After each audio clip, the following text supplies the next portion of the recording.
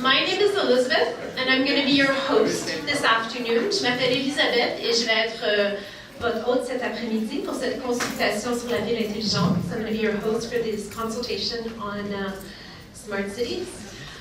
Une petite question avant de commencer. Est-ce qu'il y a des gens ici qui ne comprennent pas l'anglais, qui auraient besoin d'un petit peu de soutien à la traduction? Juste ici. Je vais vous accompagner. Is there anybody? Okay, I think most everybody here understands English, right? Yes. Okay. So I will be giving instructions in both languages. Mais s'il y a quelqu'un qui a besoin d'un petit peu d'aide en français, il y a une table ici et durant le temps de présentation, moi je vais faire une traduction par chuchotement dans le coin ici, puis vous rejoindre là. I'm just saying that if anybody does need translation in French, towards French, that there's going to be a table here. I don't need to say it in English, but I did anyways. So you'll be hearing back from me in just a few minutes, but before we get started, I'm going to pass it over to the Mayor of Côte Saint-Luc. Thank you for coming. Thank you. Thank you all for coming. So it's really great that you're here today. It's going to be an exciting day. We're going to talk about innovative, new, exciting ways for us all to enjoy life. First, I want to acknowledge our Member of Parliament and former Mayor, Anthony Housefather. He's the guy. He's the guy who encouraged us. He encouraged us to enter the Smart City Challenge, and we won the first round, $250,000, and now we have a shot at the $10 million. So thank you, Anthony. We also want to thank all the people, the political people that are on our team for Smart Cities, which is Dita Burku, who's leading the Smart City Challenge, Mitch Kajavsky and David Torjman. We have Oren Sabag here, and our volunteers who are really active, Charles Guérin. Thank you so much for all your work. Erica Botner, Natalie Briere, and our staff, Janine West, Regine Banal, Cornelia Ziga. Our city manager, Tanya Abramovich. Mark Shriki is our director of the program, and he's doing a wonderful job. So what is this all about? What is this Smart City Challenge all about? Well, everybody has their own ideas, and across Canada, different cities of different sizes are able to present their proposal. And our proposal is one that deals with bringing seniors the ability to feel connected to their cities and to their loved ones on a regular basis 24/7. That means we want Côte Saint-Luc to feel like the village that it is, so that no matter what time of day or night, every day, you have that connection through technology to your children, to whomever your caregiver is, and to your city. We've been on this mission at least since 1964.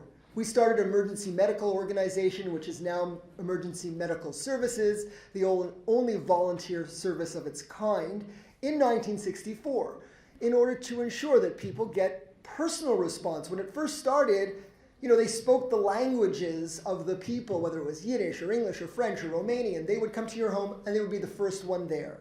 11 or 12 years ago, we started Volunteer Citizens on Patrol. And those individuals play a vital role in bringing people together and making sure that they're happy and connected with our city. We have the best programs in terms of our library. We always say it's much more than a library. It's all about bringing people and connecting them to our city so they can see movies and lectures and art exhibits, and they're connected on a daily basis. And same goes for our recreation programs. We have a bonjour, hi, hello, daily bonjour, where people get called if they're on a list and they say, how are you doing? So we know that isolated seniors have some connection to the city on a daily basis. We bring books to people that can't get out of their homes. We have a drop-in center for individuals suffering with dementia so that they have a place to go right here in the Aquatic and Community Center. And their loved ones, who are their caregivers, have some respite and some time. And we got a grant from the government. We're working with Anthony right now to try to get another grant and a program to keep it going for another 5 years. And we thank you for that. We're counting on that money.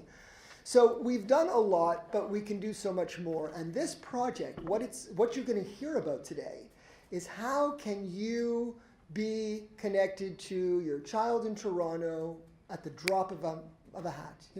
You fall, he knows, she knows, the city knows. People know right away. You don't get out of bed in the morning and you're used to getting up at 7, and your child gets an alert that mom's been in bed till 2 in the afternoon. And it's going to say, give you a call. Why didn't you get out of bed today? What's going on? The water's still running. They'll know. The oven's turned off. They'll know. The fridge is left open. They'll know. But they'll only know what you want them to know. So we're building this whole proposal and allowing you to choose the technologies that you like and that you think feel useful and you're comfortable with, because some people might like video cameras. Others would say, no, I don't want people watching me when I'm not there, but they'd be happy with sensors. So there's all types of options of things that you can have for your loved one, for yourself, that will bring the isolated senior, or even those that aren't so isolated, connection to their caregiver and to the city so that they're happy. Because all we want in the city, it's always been, and I always say that as mayor, my number one concern is that everybody should be able to enjoy every moment of life. And an isolated senior is not enjoying life to the fullest, but can. You're going to see some videos today and some different things that you can say, wow, that's so cool. My whole family's there saying hi and watching what I'm doing, and I'm participating with them, and we're connected. And you can have that connection. It exists today. And if we are successful in doing it here in Côte Saint-Luc, we are doing something that will be transferable across Canada to all the municipalities and hopefully around the world in order to improve people's quality of life and ensure that they live longer because they're connected and they're healthy and happy and part of our community. So I hope you enjoy the presentations. I thank you all for being here, and I'm now going to pass you on to our city manager, Tanya Abramovich. Thank you very much.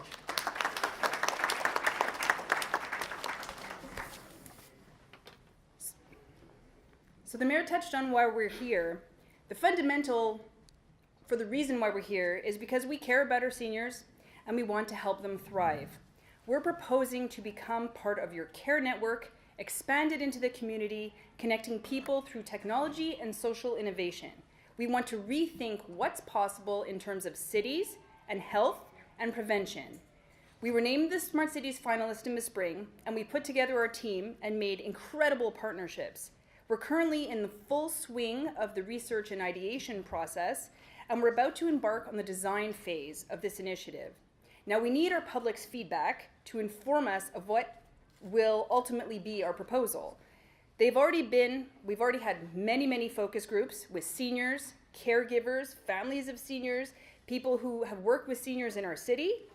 The results from today and other community engagement encounters, plus the expertise of our technical and research staff, will help us put together our final proposal, which is due March 5th, 2019. We've asked about the challenges at these focus groups. We've asked about the challenges of aging in place and in the community. We've asked about people's comfort with technology, about privacy, and about Côte Saint-Luc leverages. And here is what we've learned so far. The biggest challenges emerging from our focus groups are social isolation, safety and security, the instrumental activities of daily living, which include things like cleaning and maintenance, meal prep, mobility, managing money. There were privacy concerns, but people were willing to give up some privacy in order to have more security. And this is generally I'm speaking here, the healthy active seniors wanted more social engagement, and the seniors who needed more support, and their children I will add, clearly wanted more security. People that is the people we've spoken to, see Côte Saint-Luc as a city's role as carers and as connectors. Now we're looking at different ways to address each of these challenges, because obviously one size doesn't fit all in terms of solutions, and our goal is to create autonomous but connected people to facilitate aging in your community. No matter what happens in the contest, we will remain committed to that. Our partnerships, the other funding we secure, and our resources will play a role in determining how it manifests if we don't win. Now, we're very excited, but we're going to win, so don't worry about it. We're very excited about today's consultation, and at the end of it, I'll let you know what the next steps are from here. And so let's kick it off. I want to introduce, you heard from her before, I want to introduce our facilitator, Elizabeth Hunt, and her partner, Jess Maltz, who are here to make sure we stay on track. And I will leave, we have an exercise right away. Elizabeth.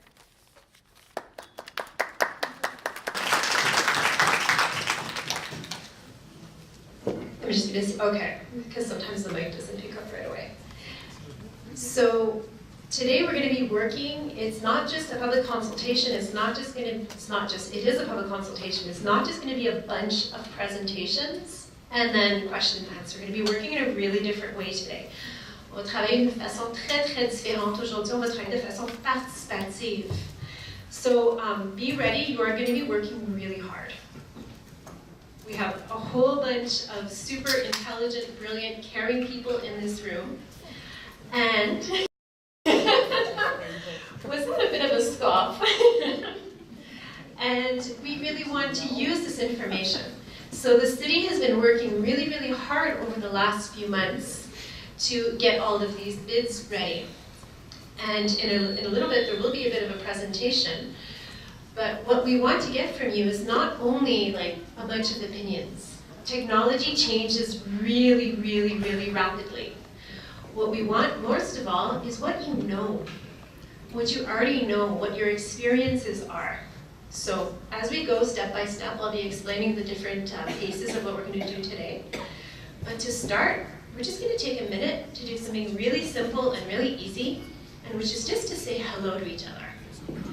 So I'm going to invite you at your tables to just, you probably already had a few minutes to chat already, especially those of you who got here early, which I loved. And I'm just going to invite you to just take a minute. I'll give you 2 or 3 minutes. And just have a short conversation and just think back to when your grandparents were seniors, or your parents were seniors, or other people that you cared about were seniors. And think about the technology that they had that helped them make their lives easier. And I want you to think about how much that technology has changed. You don't have to come to any more conclusions, but we're just going to warm up a little bit by sharing for a few minutes. Et je vous invite à avoir une petite conversation à vos tables sur comment la technologie a changé depuis que vos parents, vos grands-parents, les autres personnes dans vos vies étaient des aînés. Je vous donne 2-3. I apparently can't stand in this spot. Je vous donne 2-3 minutes d'avoir cette conversation à vos tables. And then I'm going to come around.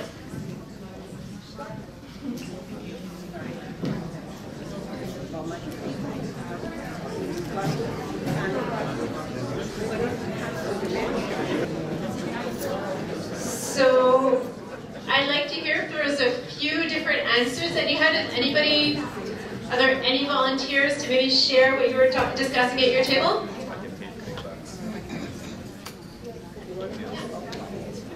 We were discussing that way back when we had to build and the ice rose. Lying on the telephone, and today you walk around with this little symbol.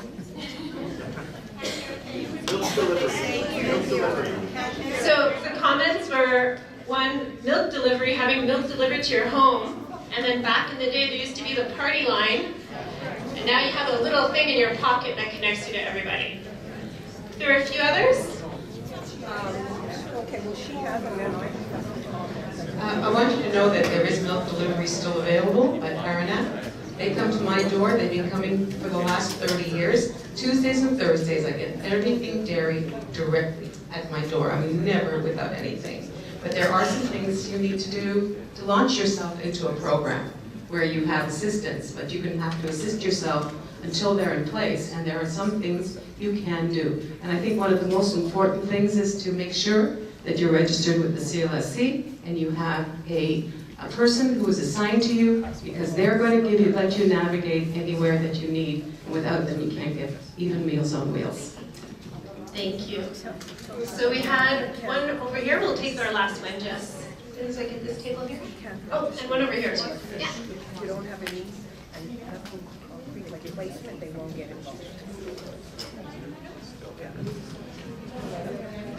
I remember my grandparents' tiniest little TV, all of us sitting around it, and we had to get up to change the channels. Now instead of getting up to change the channels, they make us go to the gym.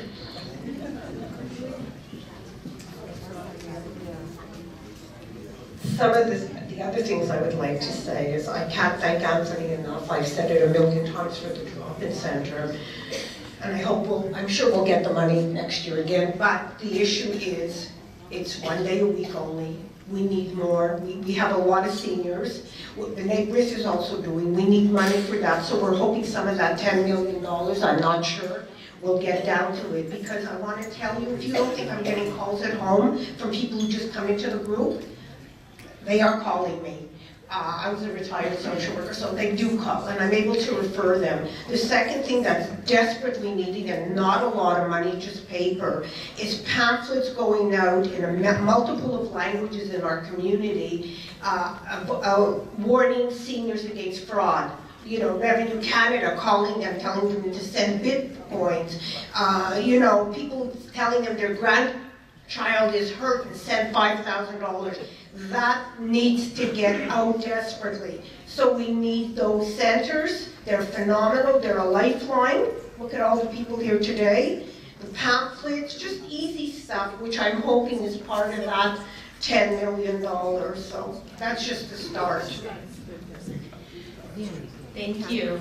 So we have one more. Sharon Friedman. I'll give you my card. My neighbor's card. Mike?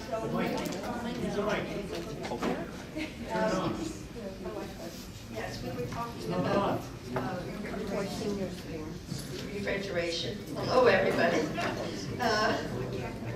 Washing machines, how that's changed.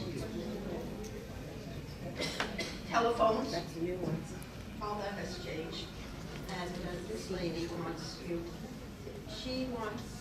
mention that she is now ordering her food online so that we do not have to go to the shopping centers or to a place to get her food. My mother does that as well. Yeah. First of all, I'd like to say that I'm probably the oldest guy in the room. A few older. The Côte Saint-Luc Men's Club generally fills this hall, and I'm happy to see other people are as well. I remember growing up as a kid, and my grandmother was in her 80s, and she lived with my aunt. And in those days, that was the way seniors were taken care of. They lived at home. We didn't have technology. We made the best of what we had. Then when we started to move out of the downtown core into the suburbs, I also remember my father getting on the telephone and calling his mother every single day. And that went on for about 10 years until she passed away. But we made the best of what we had, and I think today we have a tremendous amount of technology, and we're going to make the best of what we have. Thank you. So in just a moment, we're going to move on to an activity. So I'm going to cut for now because we promised that we would end at 4, and we're going to honor that. So there's going to be a few times today that we'll be working together on an activity for a short while, and then we're going to have to move on to a different activity. So one of the things that to get my train of thought back. There it is. So technology changes really, really fast. There's that thought again. Technology changes really, really fast. How we care for people stays the same in a lot of ways. So right now, what we're doing is we have a bunch of care maps that are being distributed throughout the room. And the thing with this Smart Cities Challenge is we're looking at technology and we're also looking at care. Both of these things at the same time. And so to warm up our muscles a little bit as we're thinking about this, in a few minutes we're going to get more into what the city is proposing and what we've done so far. So the first thing I'm going to invite you to do is to grab a marker. Je vous invite à prendre un feutre. So we tried to do a good assortment of colors at every table. And then just to has everybody received a care map? Est-ce que tout le monde a reçu une carte? So it's on English on one side and on French on the other. So the first thing I'm going to ask you to do, because right now you have this blank sheet and you're like, what am I doing with this blank sheet? Just do a little scribble on it somewhere. You can do a little smiley face, you can do a little heart, you can write your initials. Because once it's no longer a blank sheet, it's not as intimidating. So what we're going to do is we're just going to take a few minutes to map out what does care look like. So it can be for yourself. You can think about your own situation, or you can think about a loved one. You can think about a neighbor. You can think about a friend. Just pick somebody real that you know enough about who they are to be able to think about it. So the first step I'm going to ask you to do is to draw this person somewhere on your sheet. And yes, it doesn't have to be perfect. I cannot draw more than a stick figure. My 6-year-old is a way better artist than I am. So just draw this person on your sheet. If you need extra colors, we have extra colors.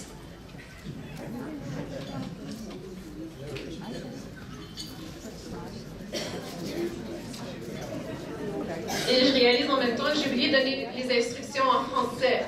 Fait que je vous invite de dessiner une personne sur votre feuille. Ça peut être vous-même, ça peut être un proche parent, ça peut être un bon ami, mais quelqu'un que vous connaissez assez pour avoir une idée de qui prend soin de cette personne.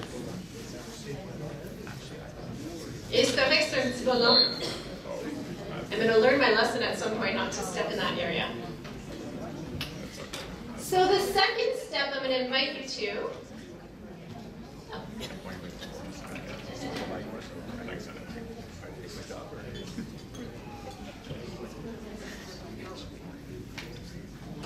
So I just had a question. It was later on, are we going to have an idea of what technology is going to be as being thought of? Yes, absolutely. Right now we're just warming up our math muscles as we're thinking about care and we're thinking about technology at the same time. So you've drawn your person. Now I'm going to invite you to draw who takes care of this person. So you can map it out. Who takes care of this person? It can be one little bonhomme, it can be a bunch of them. It can absolutely be stick figures.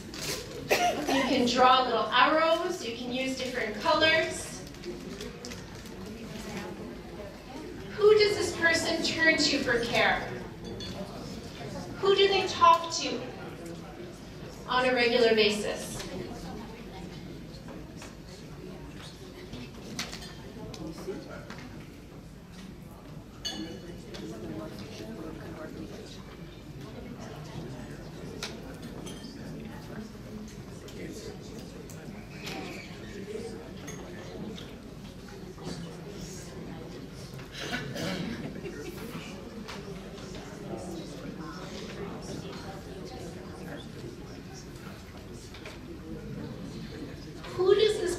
Turn to if they need urgent care?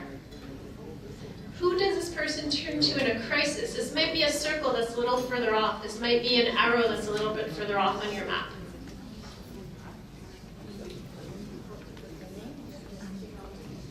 Whatever you like. You can put names, you can put stick figures, you can do little circles, whatever works for you. No, we're not going to be collecting these. You also will not be evaluated on how pretty they are.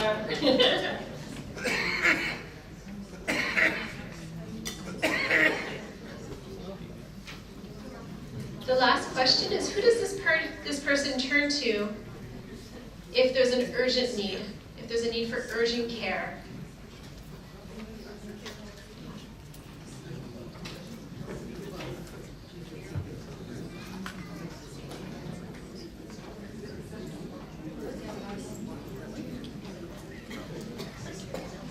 And I'm just going to give you a chance, again, at your tables for 2-3 minutes, just to have a brief conversation. What does it mean for you to map care for this person, whether it's for yourself or for someone else? As you're doing this, what are you thinking about? What's coming in?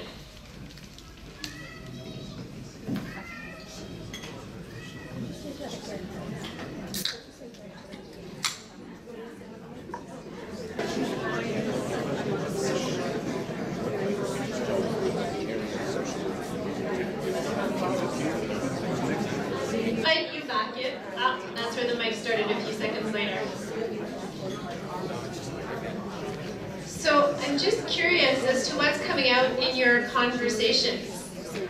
As you're drawing this care map, pendant que vous êtes en train de dessiner cette carte de soins, qu'est-ce qui ressort pour vous dans vos conversations? What is coming out for you in your conversations as you're thinking about care around you?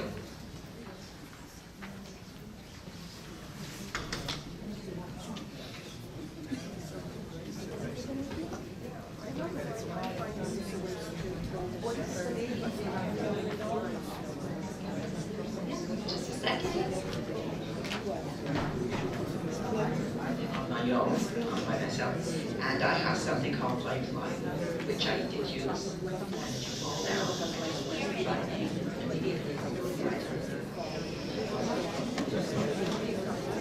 Thank you. So the first, did everybody hear that? Okay. May I, Shirley? Okay. So Shirley was saying that she lives on her own, but she has a gadget on her wrist called Lifeline. So if she falls or anything like that, she can call for help right away. Anybody else? Tell us something about it. We want to have a little bit more information here. Oh, it's called Phillips Lifeline, and they're attached to the General Hospital. How do they know you've got the cost? We have a question about the cost? That's $50 a month. Does it work outside your house?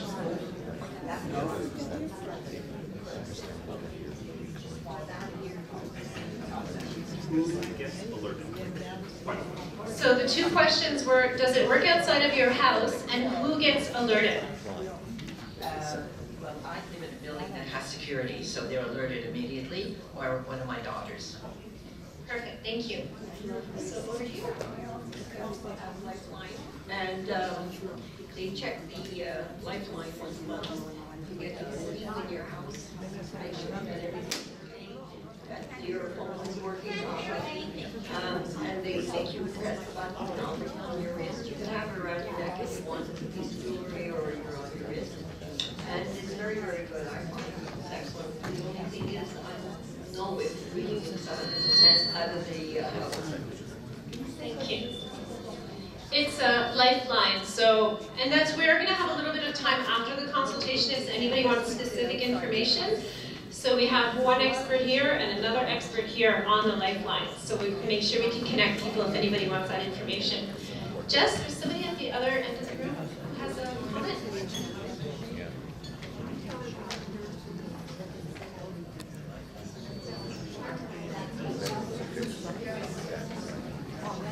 So I know that the lifeline from the hospital or from whoever is giving the service now only covers the house.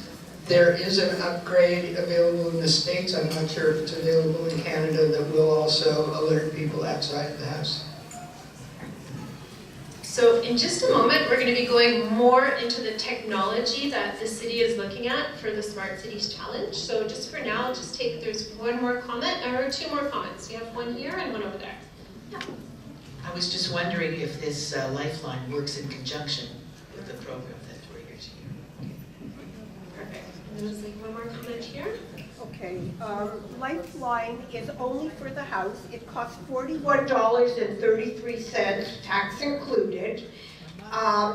It usually connects first, they'll alert first a loved one or a friend. If they're not available, if the button is going off, they will then call 911. They do have, for a lot more money, a sensor that will pick up in the event somebody falls. And then, again, either alert a family member or call 911. It does not work outside your home. At the moment. At the moment. So, Vous avez dit, je m'excuse, je parle en français, ils vont vous traduire. Vous demandiez à qui on doit s'adresser quand on aime. Moi, je viens d'Israël, et là-bas, tous les gens qui sont malades, ils n'ont pas de problème. Car chacun qui est malade, on lui met une jeune femme de Thaïlande à côté. Non, c'est notre job.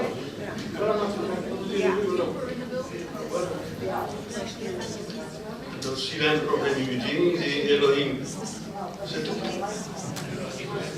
Maul here was saying that he's just arriving from Israel, and he was saying that in his experience that people there, whenever there's anybody ill, they have somebody that accompanies them all the time. So in just a moment we're going to transition to Mark is going to give us a brief presentation around different aspects of what the city is planning around the Smart Cities Challenge. So the way it's going to work is we're going to have a few different aspects that are going to be covered here. And I know you're probably going to have lots of questions. So what we're actually going to do towards the end of the presentation is we're going to be distributing a big sheet to all the tables. And actually, you know what? We can maybe even do that. You know what? Let's do that now, because maybe it's a good idea. We'll distribute the big sheet around all the tables. And these we're going to collect. These we're going to collect. You won't be evaluated on them, but it would be appreciated if you write clearly as much as possible. These we're going to collect. And this is where we're collecting your feedback, because we're going to take a few questions. We're going to take a few comments after the presentation, that's for sure. But we're not going to have time to take all the questions and all the comments and all the reflections that are going to be in the room. And we really, really want to make sure that we capture them. So you'll see on these sheets, as they're distributed around, there's basically 4 categories of questions. As you're listening, you can jot down, and we have enough for all tables, and if you fill it up, you can use both sides. And if you fill that up, we can bring more sheets. That's not a problem. And there's essentially 4 kinds of questions. And these are shared. You can put your comments on together, but if you want more, don't worry, you can ask us, we'll bring more. So there's questions like, how does hearing about this, we have a request for another one right here. So how does this proposal bring you peace of mind? In what ways does it bring you peace of mind? The second one, and this is also really important, in what ways does this worry you? Is there anything that's in this proposal that worries you? Yes, I'm preparing it so you can hear it. We're going to get to that in just a moment. I'm just telling you what the questions are ahead of time so you know. The third one is any questions that you have. It's really important to jot them down. And the last question that we're asking is, do you know anybody who can benefit from this, and how? It might be yourself, it might be somebody else you know. So I'm realizing that I'm giving you all the questions ahead of time, but right now I think Mark is, are you ready to go, Mark? Yes. I have him jogging across the room. So Mark is going to share with us, and you can note this down as you go, but you'll also have a few minutes after the presentation to chat amongst yourself and come out with other questions and everything that are there. If pictures speak 1,000 words, then videos will speak in the millions of words and concepts. And there are 3 general principles that we're following as part of Côte Saint-Luc Smart Cities Challenge, and it would be very, very helpful for us to watch these videos. They're short videos. The first one is a bit of a documentary style video. It's not too long. It'll be quick. And then the next 2 are a little bit more fast paced, and we'll get through those and we'll talk about some of the concepts. 3 years ago, I fell. Then I had more falls after that, so I gave up driving. And then I had no way to get around. Good morning. We were talking and I lost track of time. But Wilma doesn't have to worry about trips to the grocery store, thanks to Rachel Rutledge. And we usually split up because she has her groceries and I usually have to get a couple things too. Yeah, I'll get my list. It's fun. I really enjoy her company. Rachel and Wilma are both part of a network called Village to Village. The network pairs seniors with volunteers to assist them with non-medical tasks. I need to get to the grocery store. It keeps me from having to go into some kind of retirement facility, which I really do not want to do if I can, as long as I don't have to. Village to Village was started by the Finney Neighborhood Association, or PNA, in 2011. The network began in Boston. When PNA President Ed Medeiros heard about it, he started planning to bring it here. When you survey people, you find out they want to age in place, they want to stay in their community and be part of an intergenerational community rather than be isolated by age. We're going to slide our toe to the outside. In addition to providing rides and grocery shopping, seniors in the Village Network have access to a list of trusted vendors that provide home repairs and other services. There's also classes seniors can take, like this fall prevention class. I, for one, do not find moving into a Carnival Cruise version of retirement with 256 people I've never met in my life as an alternative. I don't want to live like that. This is actually a book for young adults. Gary Cook moved to the Finney neighborhood 11 years ago, specifically because of the Village to Village Network. She's involved in many village social activities, like the monthly book club at Couth Buzzard Books. I want a village where I know all the people in my neighborhood. I can, you know, if I need the light bulb changed and I can't get up on that ladder, I can call them village, they'll send me somebody. The idea of becoming more isolated as we age is what happens sort of naturally. People want to have connections with others. So the village enables me to make these connections in a much easier way. Proponents of the Village Network say it also offers an alternative for seniors to traditional and more expensive options. According to the Department of Health and Human Services, the average cost of a nursing home in Washington state is over $6,000 a month. Assisted living facilities average just over $3,000 a month for a one-bedroom unit. And according to local author and gerontologist Jeanette Franks, while cost may be an important factor, the decision about where to live is an emotional one too. One of the predictors of people who perceive a high quality of life in old age is how they answer the question, who decided you were going to live here? Who decided? Franks' book, To Move or to Stay Put, encourages seniors and their family to talk frankly about decisions related to aging. People really need to make their own choices because they are much more likely to perceive a higher quality of life. Franks herself downsized with her partner to a condo on Bainbridge Island. She's also spearheading the development of a village network on Bainbridge. She encourages other seniors to be proactive and start managing their aging process instead of putting it off. Denial and just a river in Egypt. And it is so hard to believe that you will get old and need help. It's hard for any of us. Oh, thank you. No, thank you. You know, I think people, particularly in cities, forget that your neighbors are just as important to your well-being as you are, and to get a chance to help out somebody who wants to stay in their home and wants that independence as long as possible. You know, I hope that that's available for me when I'm at the age where I'm going to need that. As for Wilma, she's happy to have found the village. The rides, the help, and the social network have all allowed her to stay in her neighborhood as long as possible.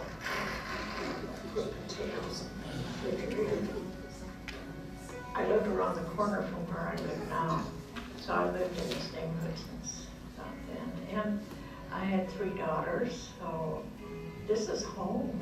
You know, it just is home.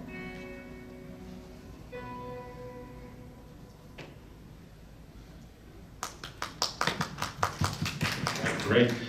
So the concept of people helping people was illustrated in that video. We're going to look at 2 more, but they're very short.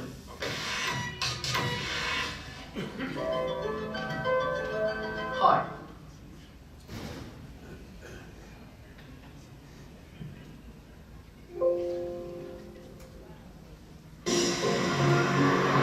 Population aging truly is the mega trend of our time. No other force is likely to shape the health of our economy as the irreversible rate at which the world's population is aging. As we age, sometimes simple things can become difficult. As we think about these challenges, one can lose confidence in your ability to be able to live independently. The fundamental desire that we see in our community is the need to stay independent as possible, as well as possible, and age as respectfully as possible. The pilot is an opportunity for us to deploy the smartwatch in a setting where seniors are residing and allowing them to be able to better control their home environment. With each one of our users, they get a Samsung Gear S2 as well as a Smart Things for Home system. So we bring those to their home, combine them using our software platform so that they can control their devices on a daily basis. So sensors, lights, locks, to be able to be controlled just using hand gestures that are very simple and easy to learn. And on top of that, they're able to communicate with their care providers in the morning or in times of need, but also be monitored on a daily basis in real time to determine what their well-being is.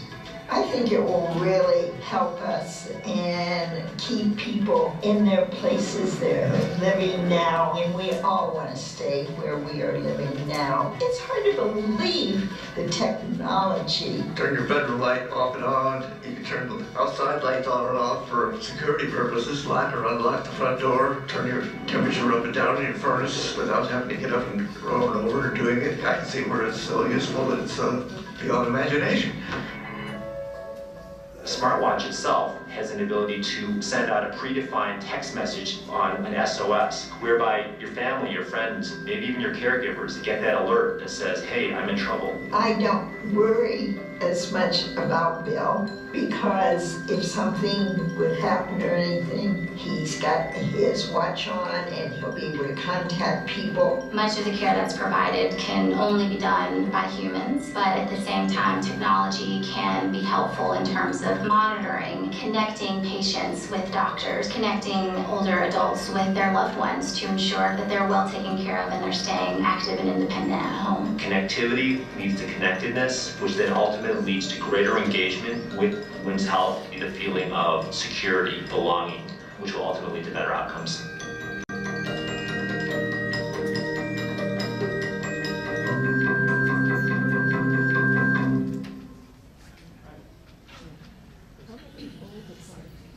How did we find that one?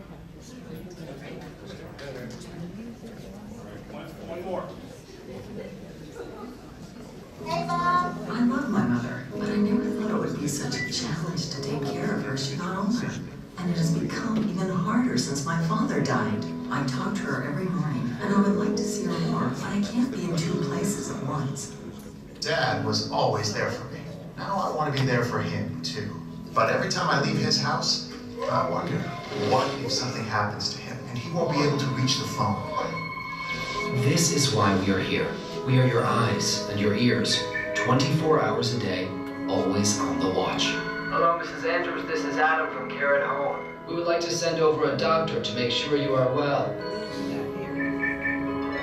Mr. Jameson, this is Kay from Care at Home. Don't worry, we're sending a team to help you.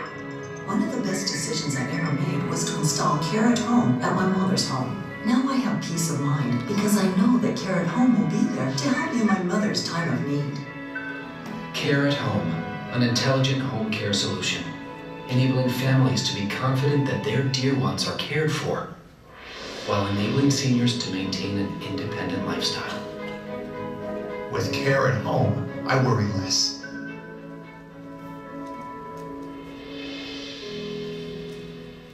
Essence, better life made possible.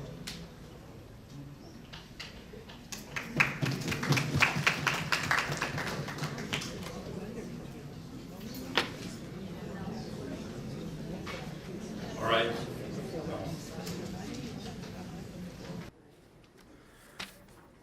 Good videos to introduce some concepts. So just to go through the three concepts that these videos communicated. The first one is around people. The idea of this village that we talk about is very, very important. The idea of connecting people who are close by, family, friends, volunteers, city services, caregivers, is a critical component of the strategy here. And the video talked about an important point around fostering intergenerational engagement in communities, leveraging the trusted relationships that are already in place. And we have many trusted relationships around us. Again, in each of these different groups, whether they be neighbors living on a different floor from us in a building, or other areas, and the programs that exist as well as part of the city. and the things we're engaged with. The second video from Samsung around the watch is meant to show the new possibilities that we can have for convenience. How we can be in our homes and be more empowered to do things using different experiences, using different ways. Where you saw this example of a wave of a hand to turn on the lights. There are so many things that can be done. There are infinite possibilities of things that can be done with modern technology. So there's been a lot of work in the industry that has been done to simplify user experiences in so many ways. Much like when you would walk in a room and the lights would go on. You've seen this, many of us have seen this in different places. But there's just so much more that has come up over the years that Côte Saint-Luc believes that seniors should take advantage of in their homes. And what we also saw in that video was the concept of digital assistants. Devices can actually help us. Devices more and more can understand us, using voice, for example. We can talk into our watches. We can talk into a speaker, into a voice device that's there. So we don't have to try to figure out technology. The world has changed. It's gotten from complex to very simple.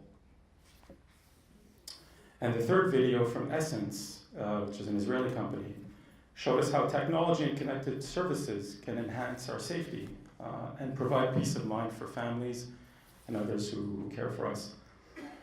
The focus in that third video was more around, let's call it passive technology, meaning things that are there to help us when we can't help ourselves. Passive technology meaning assessing situations in the home and, based on our desires, alerting the right person, like we heard about Lifeline earlier. But imagine there's so many other technologies and devices that can help us trigger alerts to certain people, depending on the level of severity and things like that. So there's a wonderful set of things that can be put together to make this all work.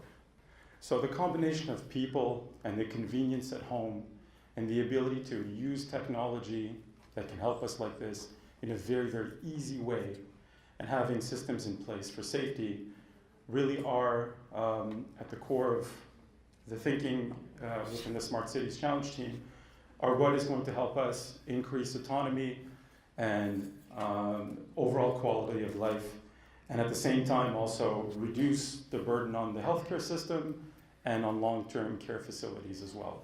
So the combination of these three things is very, very important. Let's go through just a few things.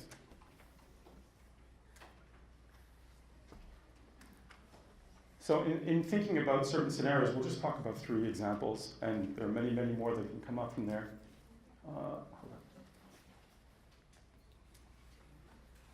So let's imagine that it's a snowy day outside. It's very hard to get out, but someone needs milk, for example. And we have a voice-enabled device that's there. We don't know who to call. We don't know what to do. And it's very difficult to get outside, but we need something done. So imagine speaking to a device that's right there and saying, I need milk, 1%. And imagine in a connected village that this sort of like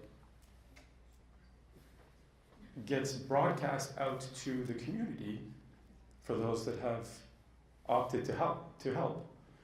And if it just so happens that someone from the village is at Cavendish Mall, is already at IGA, and lives next to you, can simply pick up the milk, get back there, and give you the milk. In a very seamless experience, that's something that could be possible if we connect as a village and we connect our devices together. Let's imagine a second scenario. Is there a question? There's a lot. So how about? I would like to. This is not a question. This is a statement. Yes.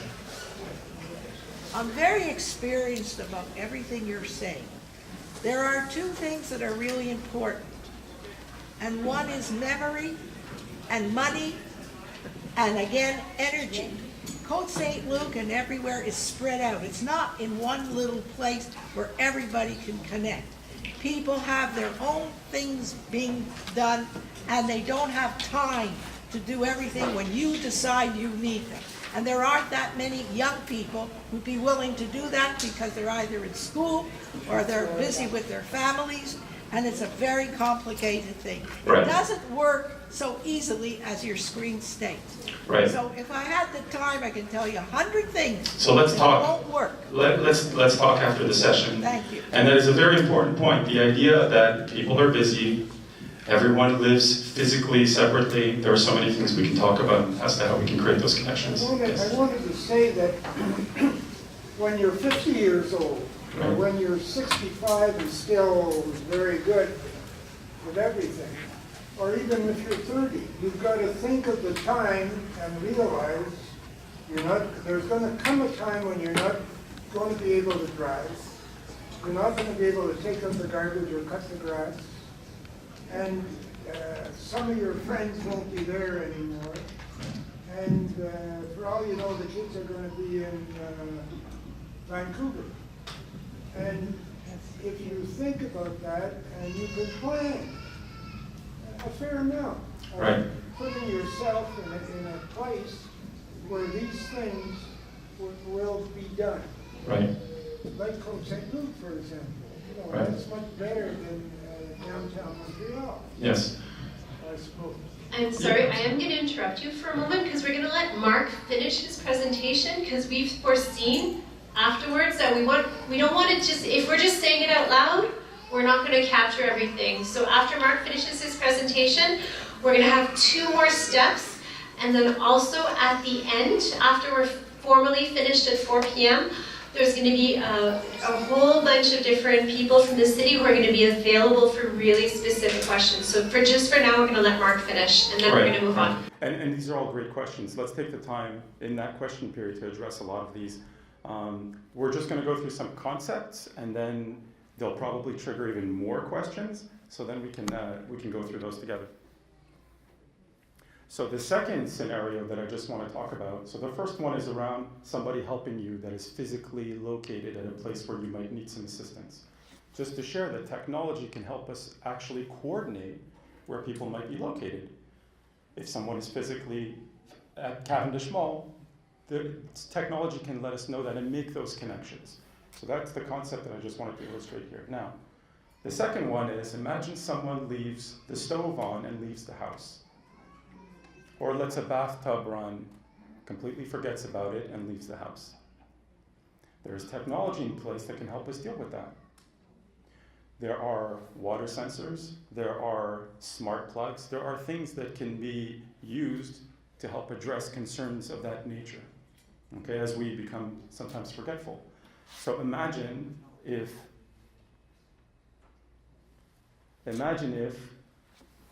a stove that has been left on for 4 hours, maybe something's cooking, who knows.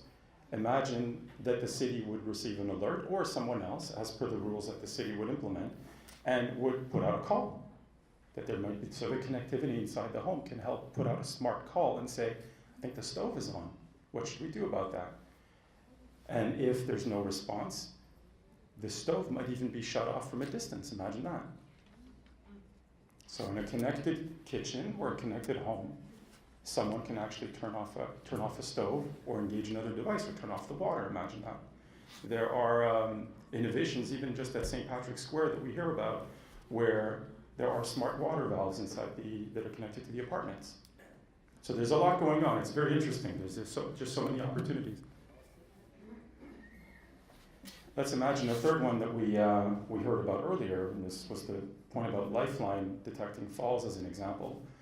And there are these options or Lifeline we just heard works well in the home at a specific price, but then when you're outside of the home, it's very, very expensive, and maybe it's a whole other set of services from Philips or a private company.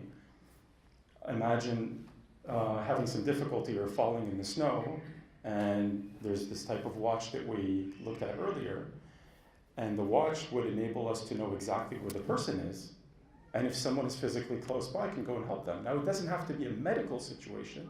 It could just be that someone's trying to get up. We don't have to send over ambulances to help somebody get up. So there are efficiencies that can be explored that makes us a bit smarter about what is actually happening.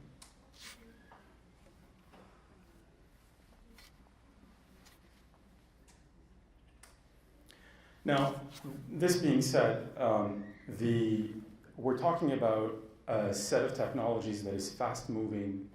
It's a fast-maturing marketplace of smart connected devices. Okay, there's a lot in the ecosystem that is going on right now. There are large companies, there are small companies, there's all sorts of things in the private sector there's a lot of innovation happening.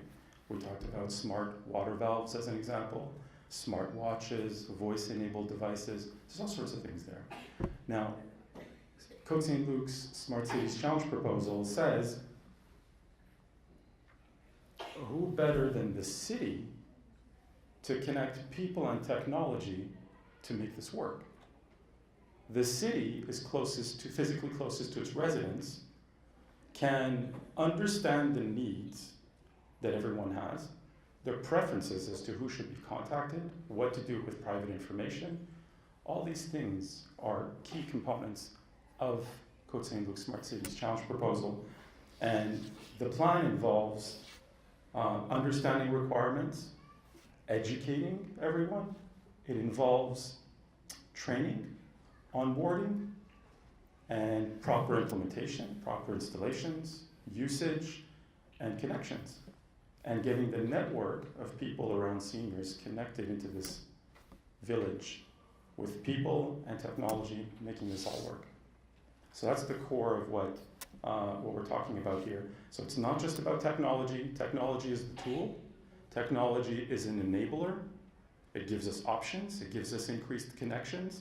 But the idea is to combine people, technology, and the connections that we have already in place, and maybe new ones that we could make to ensure that this all works well and that people can stay living independently for as long as possible.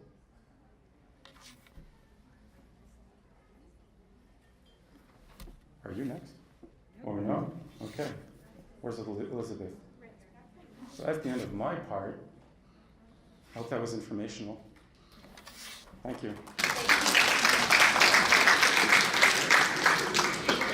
So now I'm going to go back to these templates that we've given you, these big documents that are on your tables. If you need more, please let us know. What we're going to invite you to do is take about 5-7 minutes at your tables in conversation. And what we're really going to ask you to do, and this is where we really need your support, is to document the questions that you have, the worries that you have, how what Mark has been proposing that the city could develop, how would that give you peace of mind? And also to add in there, would you be able to benefit from it? In what way? Or else, who else do you know that you think would benefit from this? So we're going to do this for a few minutes, and then we'll be able to pass the mic around with a few questions and concerns. But just for now, I'm just going to really invite you to document at your tables, especially all of those questions. We don't want to lose them because this is all important information and data for the next steps of this project. I'm just worried about in case there's a computer glitch and everything fails, or there's no power, or they can't get to the phone or something. So the team that's taking notes, can you make sure that we note that one down? What are our backups in case of computer glitches or failures? So we have other concerns or questions that are present in the room that we'd like to hear out? Right here, coming to you. If the city is to provide such a village that will connect those people who need the service, shouldn't you have or be asking people to submit their names for such connections? So that whatever, supposing we do have a smartwatch that can connect us to the volunteers who will be providing, those are the people that you have to, whose names you must have now, so that you have an idea of who are the people who are needy in that sense. I mean, at this point, it's all theoretical. Do we have these devices? Do we have the services that will connect the devices to the people? All of these things are theoretical, and they are all general ideas, I mean, which sound very good if you have already a service in action. But we are just beginning. This is just a novel, I mean, in infancy, if you like. You know, we're talking about something that for us, for some of us, it may not actually be a fact within, unless we are still around in a few years from now.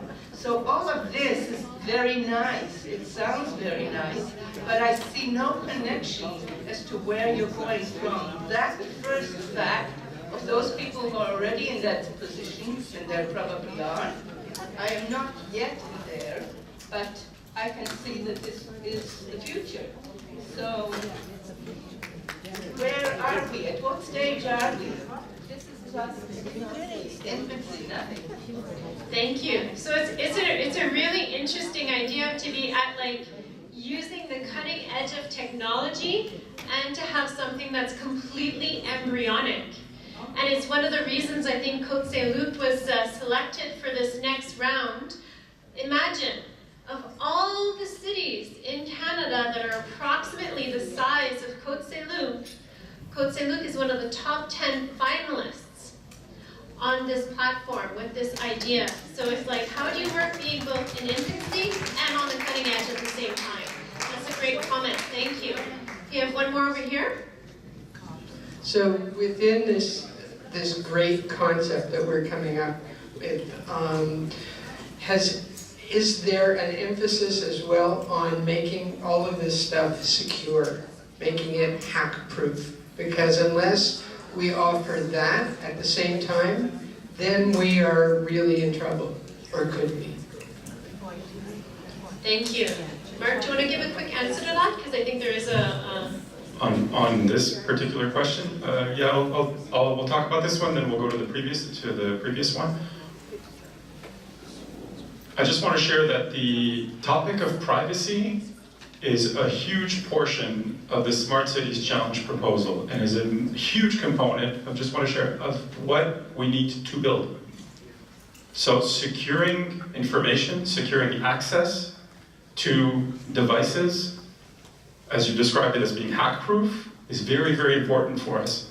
And we have great technologists that are helping the project with encryption, securing access.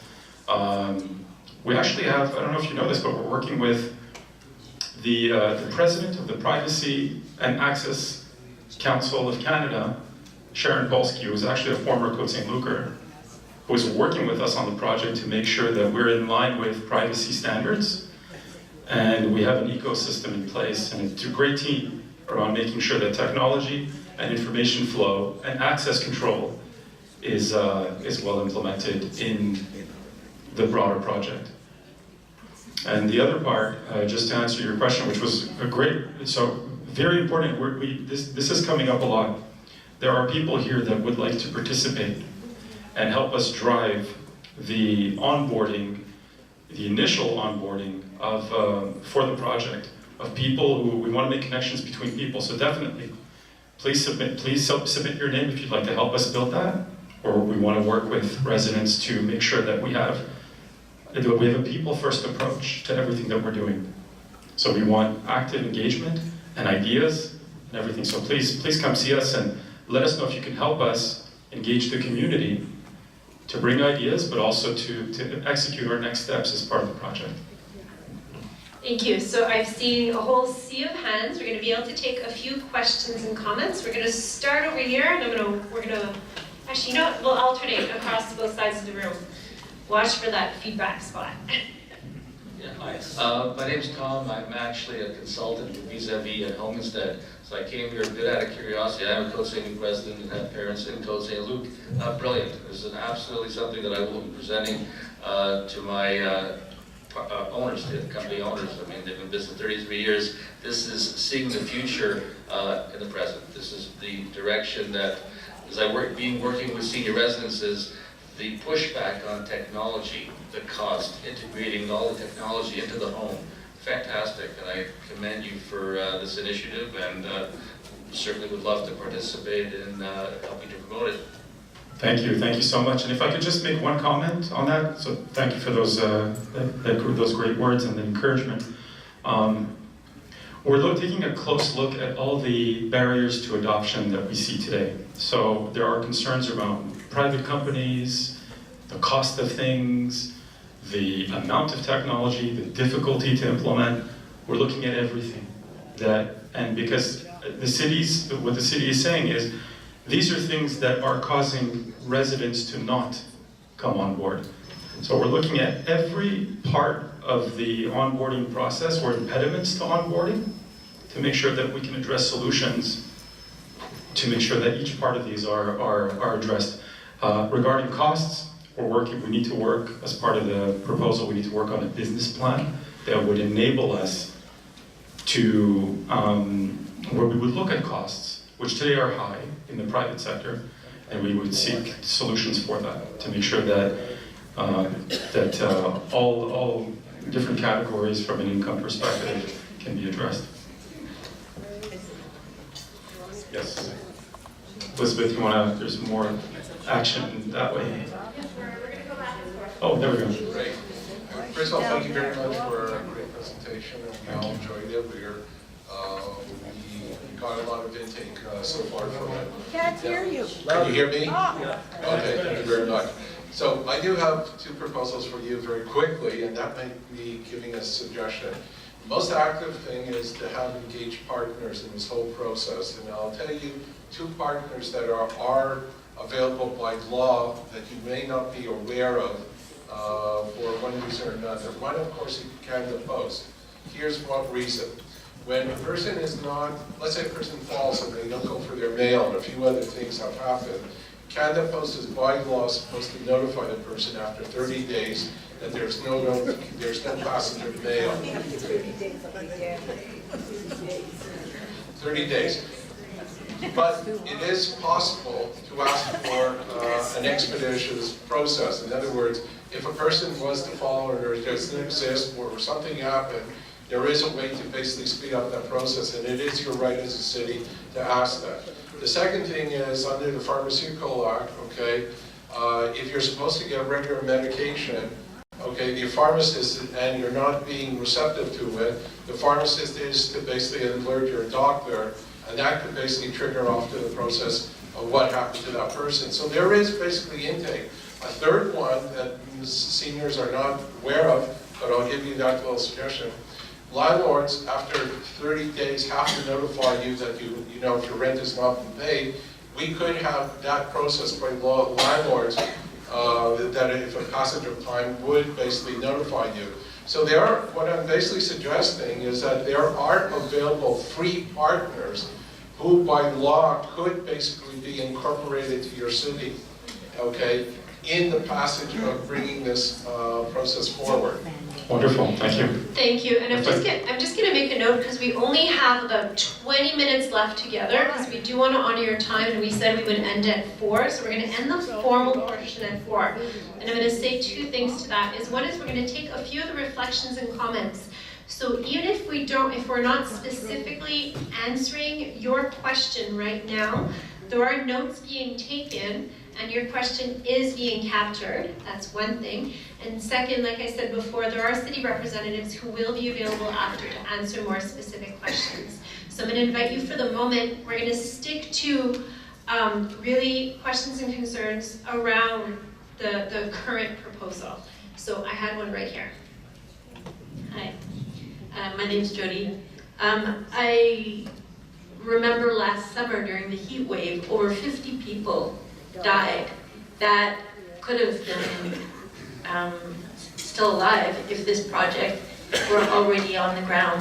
So I think that this is so overdue, and congratulations for taking this initiative. I'd like to know if the presentation or the documents, the videos would be possible to share, or if there's a link that we could have to access and share the information. And then also, you're probably aware that in the City of Montreal there has been a consultation on universal accessibility, and it's mostly geared towards the disabled, but obviously universal accessibility applies to everybody and also isn't just about architecture, it's about, you know, smart cities as well. So is there a plan to make the information and all the technology, will it be open source or at least shared with other cities so that progress can be made there too, even without having to wait till the very end of your project? Are you a software developer? Are you interested? Wonderful. I just want to get the benefit of all your Wonderful. And I think Tanya wants to jump in on this, but I'll just say a few things. We have, I'll touch on the open source part first. We have a responsibility to make sure that the system is accessible as part of the work that we're doing. So there are initiatives in that direction. But yes, definitely on the previous point of people having had issues or with heat waves and things like that, these are things that smart technology can help us with. It just makes no sense in today's connected world to see that the heat in a particular apartment can go through the roof and nothing's happening, and we can't help people. So definitely, this is a part of this recipe. I just want to say one more thing, Tanya, I'll give you that. On your point about the Postal Service, there are other countries, believe it or not, who are, were you going to talk about that? It's France. Okay. Okay, so I'll just mention. The repurposing of the Postal Service for things like this is already happening in other countries. Imagine that. So great point. There are definitely some, as part of this, there's the creation of an ecosystem that involves transformation across different areas around resident life. So yes, the Postal Service is one that has come up, and other entities as well as we create a more connected ecosystem around these topics. Tanya? I just wanted, because you mentioned the heat wave, which was a good example of why Côte Saint-Luc is the best place to implement things like this. So during that very heat wave that you're talking about, we knocked on doors in dozens of buildings across Côte Saint-Luc to make sure people were okay. In many, many cases, and we discussed this at length whenever we meet, basically, for the Smart Cities project, technology for us is the new, there was a spear, and then there was the wheel, and now there's smart technology. Ultimately, what people need, humans need, is the connectedness with other people. So whether there is a heat wave, whether it's cold, whether it's, I mean, the recreation department's involved, the library is involved, public safety is involved, the network of people on this project, specifically to address the human side of this. A sensor is one thing.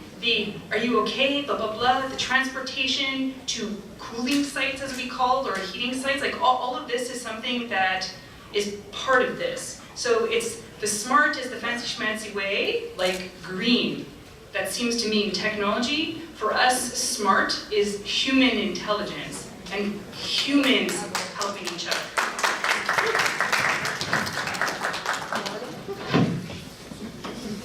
Hi, I'm testing.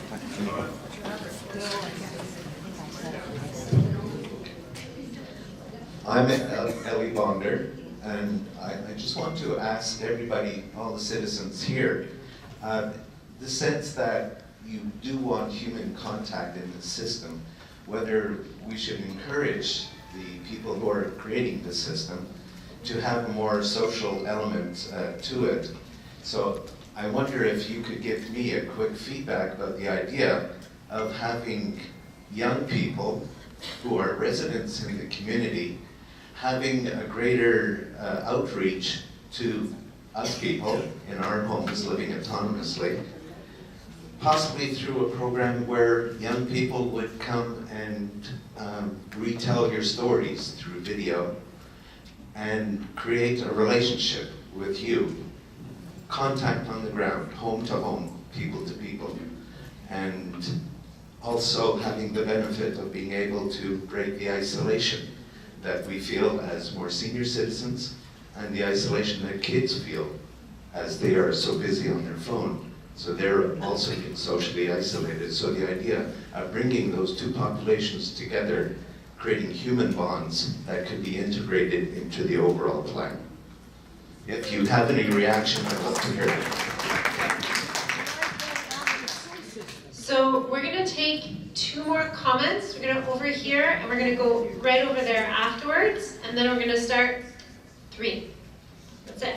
And then we're gonna start closing up. And I'm gonna remind you once again, we're gonna be here. We're gonna continue being here in this room after we close the formal part to keep answering comments and questions. Hi, terrific presentation. I hope we win the $10 million, I really do. However, if we don't, does this program still go ahead, and at what cost to the community? Great, we're gonna capture that one. I'm gonna ask you not to answer that right away, but capture it for now. We're gonna go over here. Hi, my name's Frank Friedman. I've worked as a consultant. The question I have is the technology that you're looking at. Are you going after business partners who have the ability to provide a lot of the infrastructure you want, and maybe even some of the finances? Great question, because there's so much technology out there that we have our arms wide open. And what I mean is that the private sector and business partners from the private sector are some that we're in contact with. We're also in contact with universities. We actually have one of our university partners here, Natalie, who is helping us with technologies that might be more, let's say, more along the lines of what might be very affordable, open source, kind of like more affordable products that are connected with more open technologies. So we're well aware of what's going on in the private sector and what's going on in other spaces as well, and experiments happening in universities and university-funded projects. And what we want to do is continue our study to see who it is that we want to bring into an ecosystem that would fit our goals and not compromise our residents' privacy, who wouldn't jeopardize costs. There's a whole matrix of things that we look at when selecting partners to work with. They have to make sense as per our business model and as per our technology requirements and implementation process as well. So yes, we're definitely speaking to the private sector, creating an ecosystem there, and we're working across the board on different types of technologies in line with different devices as well. So there's all sorts of things happening there. Hello. Thank you. I want to respond to that wonderful lady who brought up that she's waiting for things to happen so she can take part in it. And I'm one of those same people. I couldn't wait to have help because I have a badly handicapped husband from a stroke at home. So I had to implement some things that I needed to do when I'm waiting for this project like everybody else, but I can't afford to stay and wait. So there are some devices out there that you need to know that are available. So I have cameras installed in my home in all locations except our bedroom and our bathroom. And these cameras are interconnected with Wi-Fi and comes into my cellular phone anywhere in the world that I am, that I could turn it on and I can watch what's going on. And this is not a monthly charge, it's a one-time cost. It's about $200 per camera. There are a number of companies who put them out there. I have found that the best is certainly one called Nest. And it actually gives you a visual 360-degree image of the room that you're watching, and you can change location to location. Remember, each camera is a separate cost. So you can zone into that on your smart TV, computer, or your telephone. So if you have an iPhone, you're ready to go. I really needed help now. I couldn't wait. But I'm waiting for all of these wonderful things you've put into the works because I'm going to be first in line. Thank you. Thank you. There's the expression that when's the best time to plant a tree was 20 years ago, and the next best time is today. So in a lot of ways, the City of Côte Saint-Luc is planting a tree today. So we're going to take 2 last comments, and we're going to be starting to close it down. And Mitch was making some signs at me before, so I think he has something he wants to say too.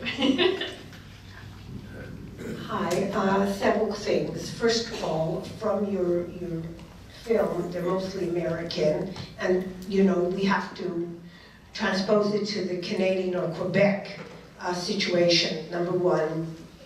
Most of the people I saw in there were physically handicapped in some way, but were mentally alert. So again, is this program going to be for one, physically disabled people, or mentally? Because they're two different. 3, you talk about the city. The city is not open 24 hours a day, 7 days a week, holidays.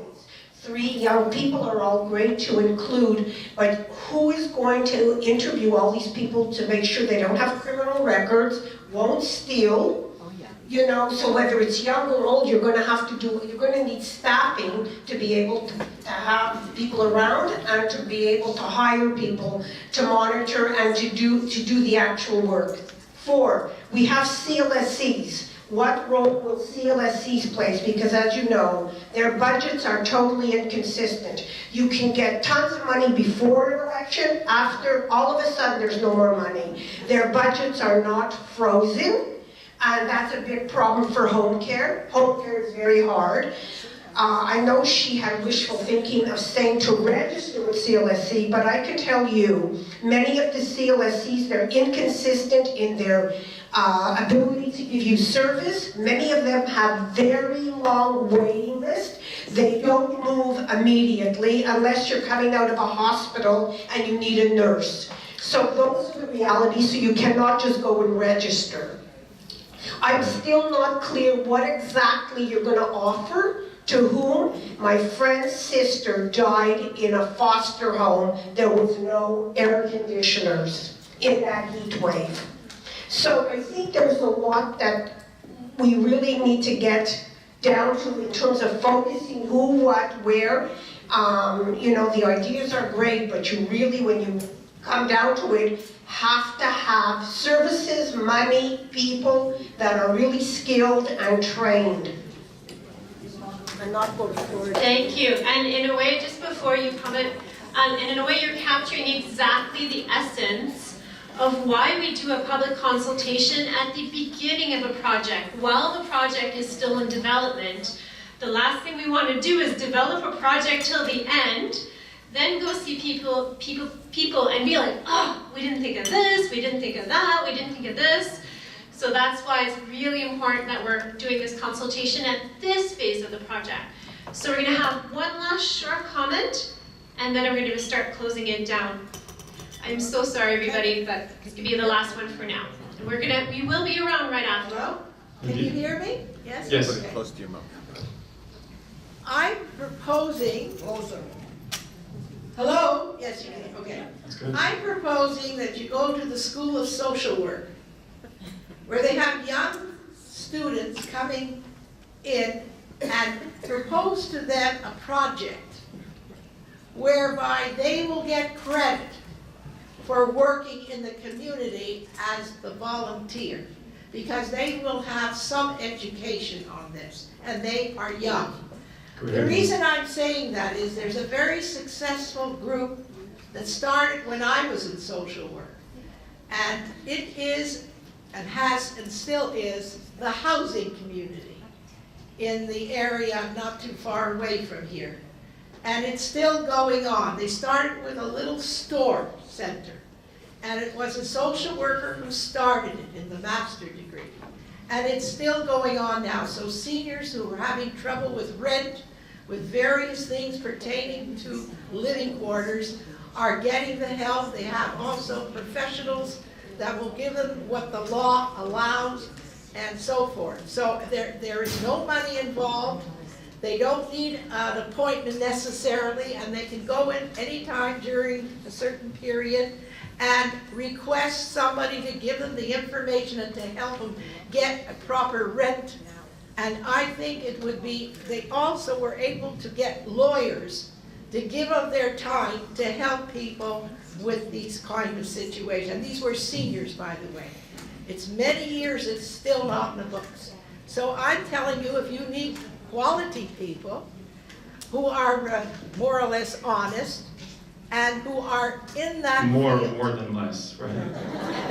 hopefully, and who need to get through the School of Social Work, that's a good place to start, because they will get a credit if they make the effort to come, and they will also write everything out and be able to discuss that with their professors in order to improve the law here. Thank you. Thank you very much. So we are just about going to be finishing up. And before we do, and before I pass it over to our city representatives for the last word, I'm going to do two little things. This is our last super interactive activity for the day, but it was a request that got sent to me, so I'm going to try to read Mitch's handwriting. So this is going to be a really easy one. This is going to... I'm going to learn by the end. I feel like like one of those like rats in a maze that keep getting electric shocks every time I go there. By the end of this session, I'll be trained. So this can be a really easy one. So I'm just going to ask you, we just want a general sense of who's in the room. So I'm going to ask a few questions, and if this applies to you, you can just raise your hand. So the first one is, do you live in a senior's home? If you do, can you raise your hands, please? A few people.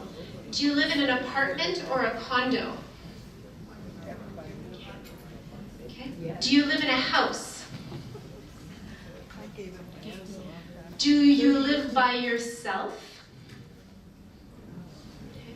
We're going to add one more. Do you live with your spouse? I'm going to add one last one. Do you live with intergenerational family members? There's one. Thank you. So in the last little bit of homework we're going to send to you, so as we're having the closing remarks, Jess and our team is going to be distributing one last sheet, and this one is really, because, as we said before, like we're consulting you on something that's not built yet because you're helping us build it by consulting on you, but what do we ask you when we don't know yet? We're in that. So if it feels a little bit nebulous, if it feels a little bit unclear, it's because yes, it is, because it's being developed. So this last sheet that we're putting out for table is just, the question is like, what specific information would you need to know to be able to access this service for yourself or for a loved one? So if you're like, well, I don't know this, and I don't know this, and I don't know that, that's perfect. Please capture it on this sheet, and you can give it to us on the way out, and we will take them back. So that's going to be it for my part for now. We're going to have a few closing remarks, and then we'll be shutting it down. So where we're going from here, and I'll answer a few of the questions by explaining a bit of vision. So after this, we're going back. I can't tell you, our Smart Cities team is growing and growing and growing, both in terms of partners and in terms of ideas, I guess, and processes. So after this, we're gathering all our information. We're going to transform it and finish up our public engagement.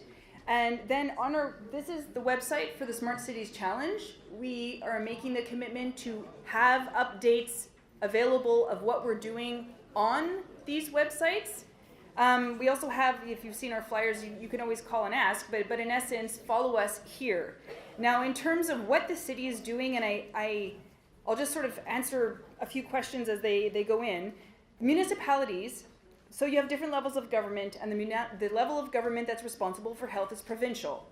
The level of government that's closest to you is the municipality. We know you. We know your story. You come and see our people every day. We are most equipped to be part of your daily life and most equipped for prevention. So we're aiming for no less than kind of trying to change the system. That's why we are going to meet the Minister of Health. That's why we've been talking to the CIUS. That's why we've been talking, they understand that there's a gap. We've gotten a lot of feedback about the CLSC and its limitations. The people in charge of the CLSC know their limitations, and so we're trying to make the entire system better. We also have the notion, so there's a book, I can't help but being a librarian right now. There's a book called The Village Effect by Susan Pinker, which is out now, so you won't be able to get it. But you can watch the TED Talk if you want to, which talks about how humans need face-to-face contact, right?